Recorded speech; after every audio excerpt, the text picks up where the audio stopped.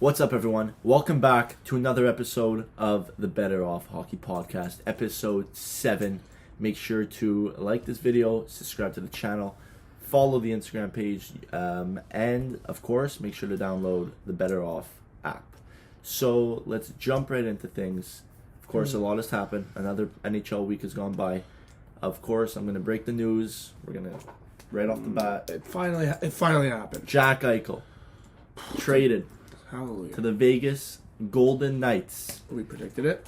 So the package was Jack Eichel and a third-round pick in the 2022 draft for Alex Tuck, Peyton Krebs, a first-round pick in this upcoming draft, and a third-round pick in this upcoming draft.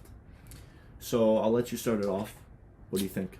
I think Vegas. Sorry, I lost my voice a bit, but I think Vegas won that trade. There's no doubt about it. They've been searching for that stable first-line center ever since they've come into the league. Now they have Stone, Pacioretty, and Eichel, which is going to be absurd. I think that now they have a bit of an issue because, listen, okay, Stone and Patch is on the LTIR. I think Eichel's actually going to go on there too. They're all going to be on it. But with everybody off and all things considered, they're 10 mil over the cap. So when it comes to this off season, I think they're going to have to move some guys. Now, I've looked at their contracts. They have guys like William Karlsson, who's making north of $4 million. We have Riley Smith, who's making north of $4 million. Alec Martinez and Brayden McNabb, all making north of $4 million. And correct me if I'm wrong, Evgeny Dadonov, who's making like $5 million. 5-6 million, yeah, exactly. So they have, but I think it's 1 year left. So they'll get that money back. Honestly, I don't think it'll be a problem, the cap space. You don't think so? I think you said they're 10 mil over. I mean, even if it's a little more than 10 mil, I think getting rid of that 10 mil wouldn't be hard. Evgeny Dadonov, like I said, 5 mil. Riley Smith, very replaceable players, so I don't think they should be worried. But so Vegas, great job. Even got a third-round pick out of it. But now Buffalo. I mean, we look at the Buffalo, what they got now. I think if they made this trade a year ago, they would have gotten more. Yeah, for me, sure. Peyton Krebs is very good, right? Yep, Correct? 20 years old, was a first-round pick. Yeah. And, I mean, he's a centerman, crazy potential. I think he's a left winger.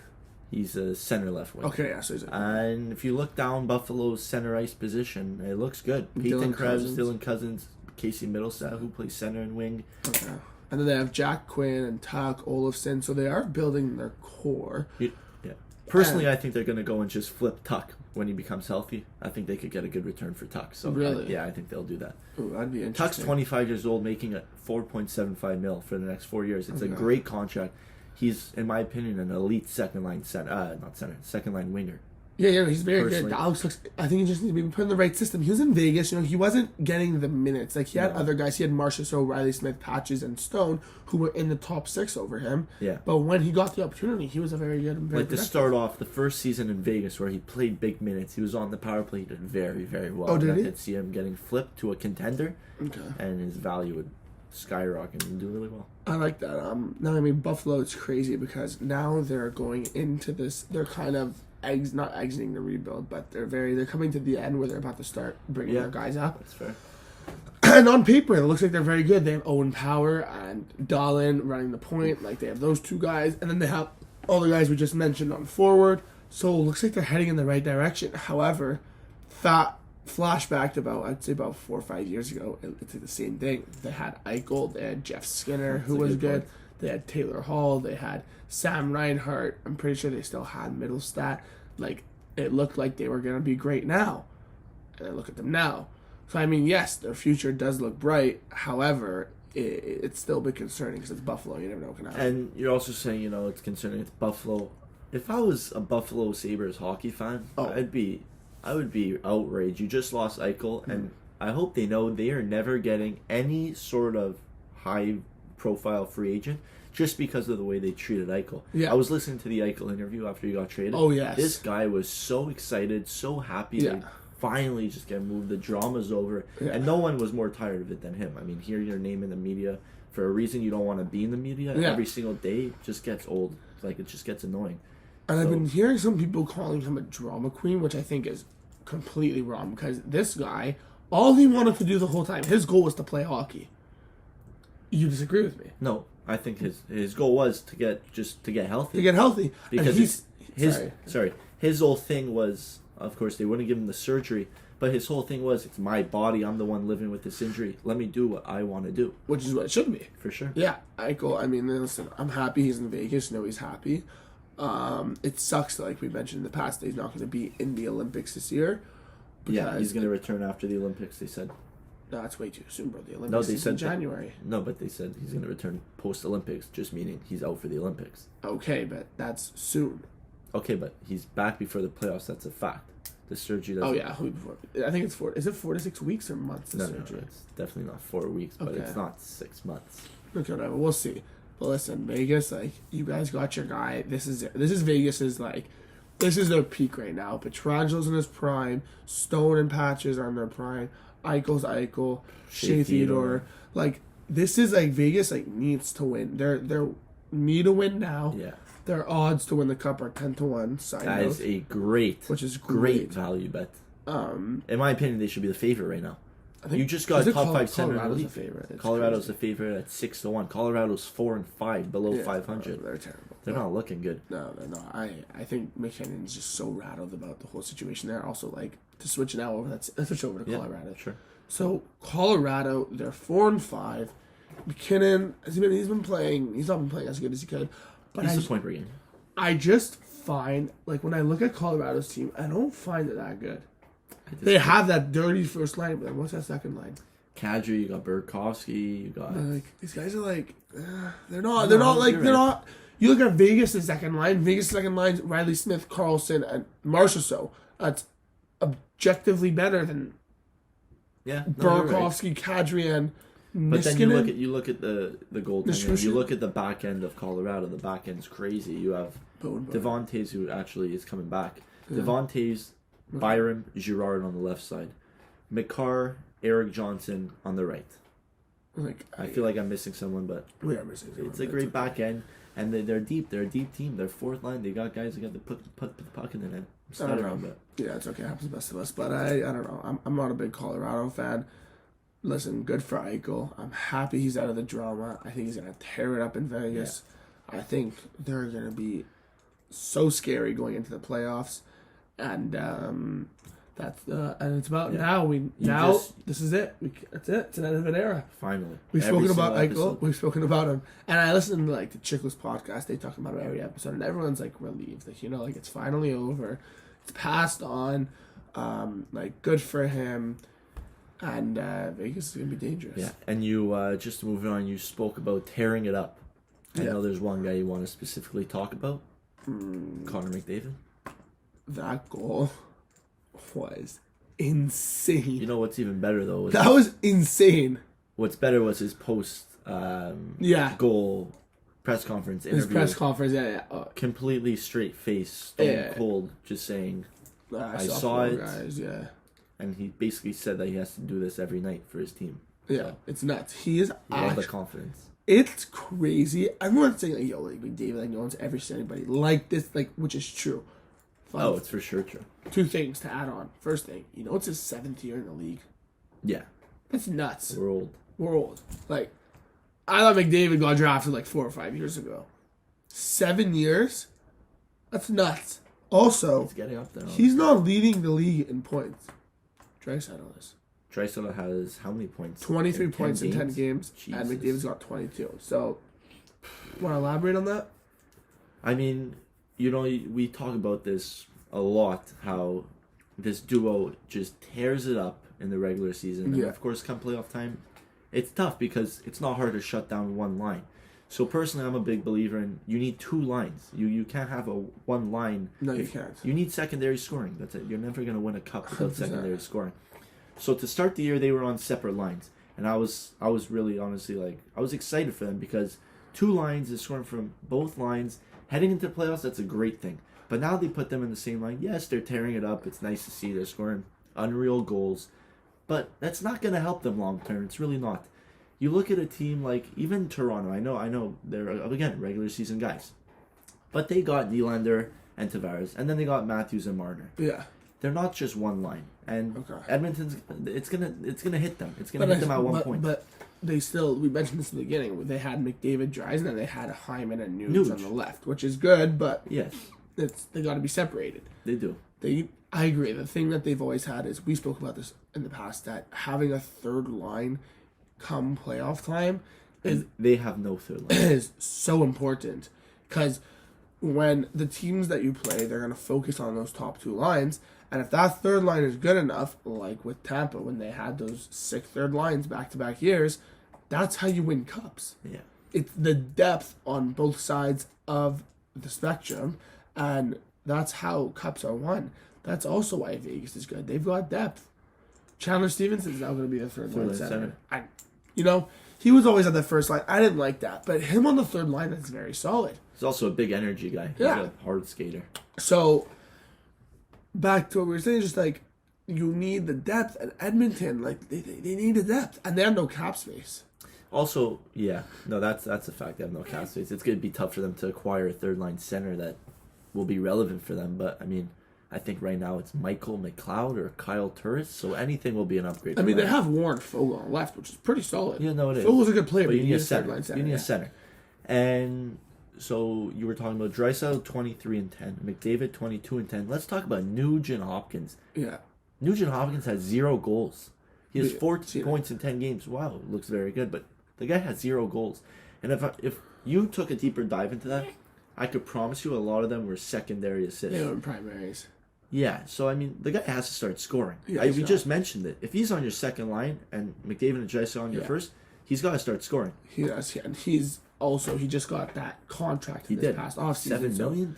What was it? Yeah, close. It was an overpay. It was. But yes, I agree with you. He does need to start scoring. I wish we can see the stats of which are primary and which aren't primary assists. I think Zach Hyman's having a good season, but yes, Nugent Hopkins needs to score more. He needs to play better. Listen. The thing with Nugent Hopkins on the drug, he has to become his own player. Yeah. He's surrounded with too much talent. Yeah, they help him out, but he needs to become his own player. He was a first overall pick, pretty sure, no? He was a first or a second with... No, he was the first overall pick. Oh, he was, because they drafted after Hall was drafted first overall, back to back. No, it was Nugent Hopkins. Okay. But the guy just has to become his own guy. He needs to break out of his shell with McDavid and Draisaitl, and he's got to put some pucks behind the net. Yeah, I agree with that. Now, something I saw was very interesting the other day. Let's focus our shift to the other Albertan team, Calgary. Yeah, they're on fire. They are. It looks like a top 6 of Gaudreau, Tkachuk, Elias Lindholm, and Andrew Mangiapane. Yeah. I want to talk about this guy. I am seeing his name everywhere. You think? I've seen it. I saw somebody say that he could be a 4th liner for Team Canada, which is a little pushing I did say that. But saw that. Sorry. He's this good? I didn't realize it. You know what? I think the moment I started to notice him, and I think he became relevant from this point on in terms of media, is when he played at the national championship, I think it's called. Yes, after the playoffs. Yeah. He did really, really well. He carried them. I think they won. They won. It was him, Nick Paul, Darcy Kemper, and Connor Brown. That's who carried them, yeah. But Mangiapane, all of a sudden, is like a household name that you're starting to hear. It makes no sense. They also said that Calgary was unwilling to trade for Eichel because Buffalo wanted Mangiapane. Yeah. I just find it weird. It's sudden and... I mean, good for him. He's I think he's kind of making, this is a very bold, not prediction, but he's kind of becoming a Brad Marchand. You know how good, Marchand was always, they were kind of the same skill. It might be a stupid comment. Yeah. I see your reaction, but he's a small guy. Confused. He's a left winger, and I think he has the potential to be that. I don't know. No, you're honestly I haven't watched. He's a hard skater. The thing is with him, he doesn't have that much skill, but he puts pucks behind the net. He's a skater. He's a bit of a pest on the ice, I feel like, from what I've seen. And honestly, he's on the second line right now with Monahan and... he's so bad. I don't even know who else, but Lindholm there. I mean, good for him. I mean, there's nothing else to say. I'm just kind of surprised. This guy just suddenly became relevant. Yeah, he came out of nowhere. Sean Monahan, I think this guy is one of the most overrated players in the NHL. Yeah, and it's sad because he's making $6 million. $6.5 million. And he was the first line center for years until Elias Little came along. But let's talk about Matthew Tkachuk. Matthew Tkachuk scored a beautiful goal last night, first of all. I think he's on, what, a 5-6 He's on a 6-game point streak, and he's got 9 points in 6 games. Wow. He also had a 4-point night last night, Saturday night. Yeah. And another guy who's carrying the back end, not a defenseman, Jacob Markstrom. 3 shutouts. Oh, my God. He's a stud. 3 shutouts. He's a stud. Unreal. No, he's a stud. I was telling you, you're excited to yawn, so I was trying to hold it. I'm a little speechless on his part. I mean, he's up there for the Vezina for sure. Last year, I had him as winning the Vezina. Yeah, you did. I had him, and he ended up getting hurt because he was still very good. They just were struggling. So Markstrom, I know he has it in him. I think he's a sick goalie. Him and Thatcher Demko, I think they're both like top 10 goalies. I've always said it. I've been big supporters of these guys. Demko hasn't really shown it this year, and Markstrom has. And nothing. Just like good for this guy. Yeah. Matthew Tkachuk was in those trade rumors for Eichel as well. They were. I think that was fake news. There's no way. Somebody said it was fake news. They were doing it to like push the other team. Yeah, there's no chance they were ever willing to trade Matthew Tkachuk. No chance. I have a hard time believing they would even flip Matthew Tkachuk for Eichel because Matthew Tkachuk. I'm serious. Matthew Tkachuk, I feel like brings more to the team. He's pretty irreplaceable. Tkachuk, no. He's like, you can't replace him. Oh, irreplaceable. Yes. Irreplaceable. Yeah, for sure. You can't replace a guy like that. he is like a Brad Marchand. Yeah. He is like a Excuse me. But speaking of Tkachuk. Brady Tkachuk. It finally happened. About time. Another guy we've just been talking about. Can we talk about Ottawa for a bit? Finally. Yeah, we could talk about Ottawa. I think Ottawa, I've been watching, and it sucks because Tim Stützle I was just going to say. Been all over the puck. It's insane. He just can't score. Tim Stützle, I think he's... Oh, I hate when people pump him up to be this top guy, and he's just... Have you watched him? Yeah, I watch him. He's a skilled player, but he's just weak. He's weak. Oh, he's so weak. He's so weak. He loses the puck. He doesn't go into corners. Like, you pass him the puck, and it looks like an NHLer passing a 10-year-old the puck. It just flops off his stick. But he's so good. I watch him. He is legit. Like, he just weaves through. When he has the puck on his stick, he does magical things. He just can't score. That's all it is. It'll come. Drake Batherson is incredible. I'm a big Drake Batherson and Norris guy. Oh, I love them. I love those two. But I think... And Batherson's making a good contract. Oh, yeah, like $6 million or $5.5. I think it's 5.5. 5.5. They just signed him. But it's for like a good like amount of Tkachuk, years. Norris, and Batherson is a beautiful first line. The only thing is that I watch Ottawa, Thomas Chabot. This guy is so good. But you can just see, the game starts, he's on fire. He's overwhelmed. He's so good. As the game goes on, he just drops and drops and drops because he plays so many minutes because all the other guys suck. Yeah. Artem Zub's like, okay. Artem Zub's a 5th or 6th defenseman, but this guy's playing as like the 2nd defenseman on the team. Like, Chabot, like, they need other guys to hold some minutes. What's it do with Brandstrom? Does he play? I don't even know. He so stinks. He stinks. He does. Yeah. They traded him it was part of the Stone trade, I want to say. For Mark Stone. Yeah. You look at Ottawa, and they were good. They were a good team. Oh, my God. Stone, Hoffman, Duchesne, Carlson, Bristol. Oh, it was so good. Yeah. Speaking of Vegas and trading, Nick Suzuki. Oh, my God. I know, like, everybody's probably thinking, yes, he got traded from Vegas to Montreal. It was Nick Suzuki and Thomas Tatar for Max Pacioretty. Yeah. And you know what? It worked out very, very well for both teams, I have to say. Yeah, that was a great trade. But you were talking about before they got Eichel, they were struggling to find that first-line center. And Nick Suzuki is now a certified first-line center. Yes, 100%. He got paid. Yeah. He started off very, very slow. Of course, the media was bashing him. Nick Suzuki is on fire. Yeah, I think he's finally up to a point per game. He's got 7 points in his last 3. Oh, my God. And he's on fire. He's on fire. And contract's looking great. I'm a big Suzuki fan. I'm a big Suzuki fan. Because I think he's got a lot of talent. He just put him with the right guys and he'll get the points. Yeah. Side note, we forgot to talk about Cole Caulfield. Cole Caulfield sent down to the NHL. What do you think about that? I don't even like... I mean, it's a good move. I mean... is it? Get the guy some confidence. I think he knew he wasn't playing well. I think he might know that he might not necessarily be ready for prime time yet, if I'm being honest. Is it a good move, though? It is a good move. Where are you going to put him? Because a guy like that, you can't put him below the second line. You just can't. But you're trying to win games, and a guy like that isn't winning you games right now. So you drop him down. He'll go light it up in Laval, and he will. He's going to light it up. Put him on the top line. He'll score goals. Couple weeks, you go back, you review it. Is this guy ready? Is his confidence back? You bring him up. Look what he did when he had his confidence heading into the playoffs. When they called him up last year. That's a good point. He was a killer. I think it's going to be a good move. Okay. Maybe it'll be a good move. I don't really know. I just think everything Montreal does is terrible. Yeah, you have an opinion for them. Because I just think the media just ruins players. I think that's how it is. I think the media is way too harsh, and it kills guys every year. And it's if they're like mentally strong enough to get through it, which is a very big statement to say because it's hard. They just bash you 24/7. They do. Isn't Price coming back? Price is coming back. Right. I feel like it's a couple weeks away. I think he is coming back in a week or two. Yeah, which is fast. I mean, it's nice to see. I hope he got the help he needed. Me too. I hope he's doing well, but I wish him the best. It's a little fast. But let's move on. Mm-hmm. Something I want to talk about was, honestly, in my opinion, the biggest storyline other than Eichel this week. Last night, Saturday night, 2 undefeated teams, Florida and Carolina played each other. Florida was out Barkov and Bobrovsky. And Sam Bennett. They won 5-2. 5-2. They're now 9-0-1.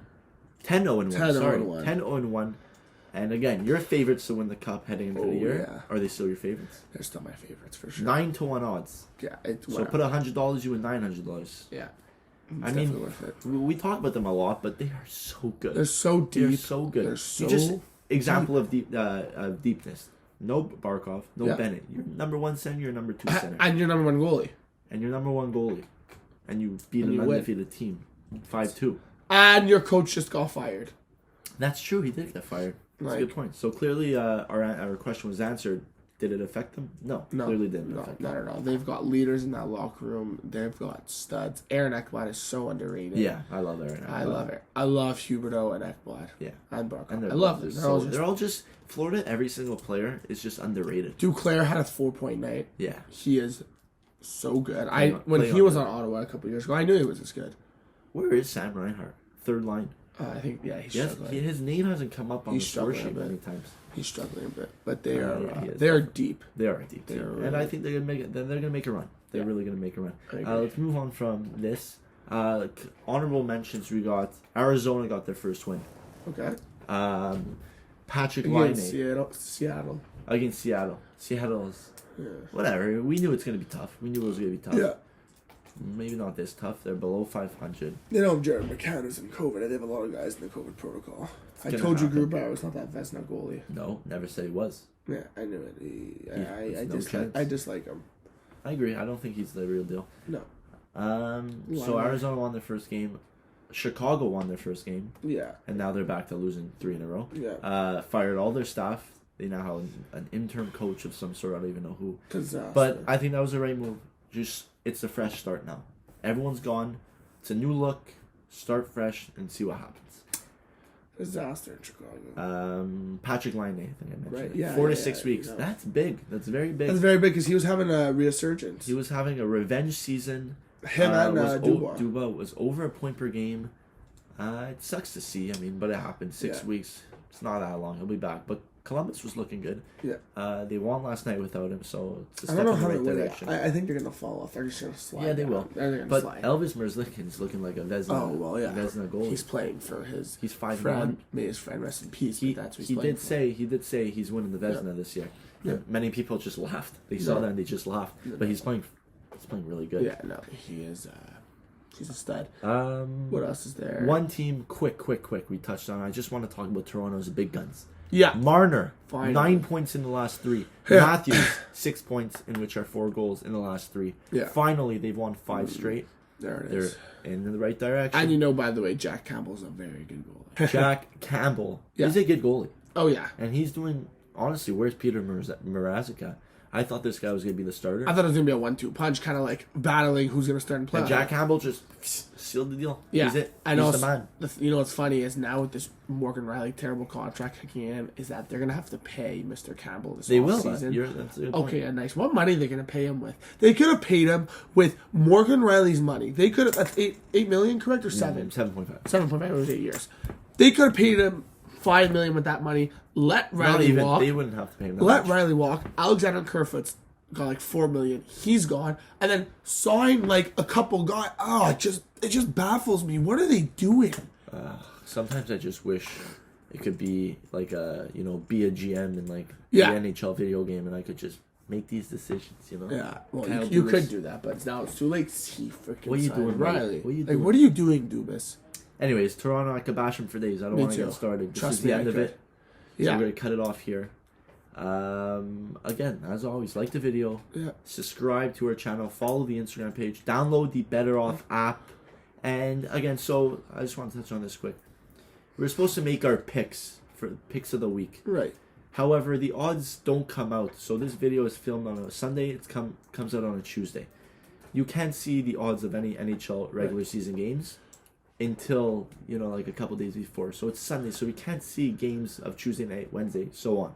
So, I mean, we can't really talk about that. Some weeks we'll try and post our picks on the Instagram page. Yeah.